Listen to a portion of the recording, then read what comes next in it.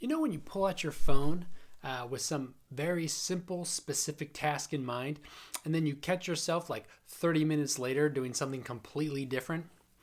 Well, something occurred to me the other day after one of these 30-minute suckage into the vortex of the internet sessions, and that was, I don't even enjoy the stuff I'm looking at. Why am I doing this? Then one day, I heard an interview with Aziz Ansari on the Freakonomics podcast that described my feelings perfectly. He said that you're not reading it for the information. Where you're reading it for, and this is just my personal theories about this stuff. What you're reading it for is a hit of this drug called the internet. A hit of this drug called the internet.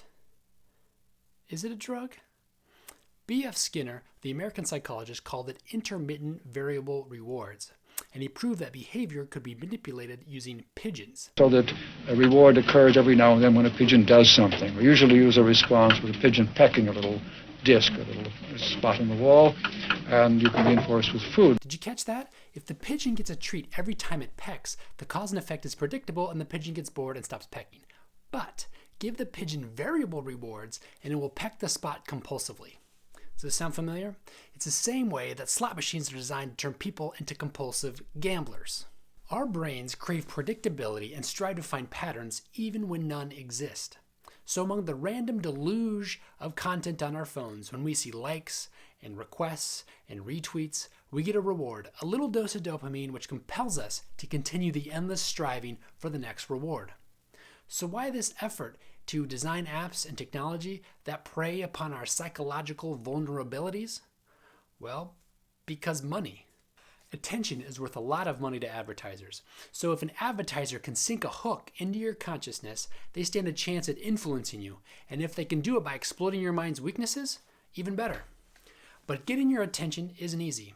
That's why involuntary attention capture, like compulsive phone checking, is so titillating to advertisers.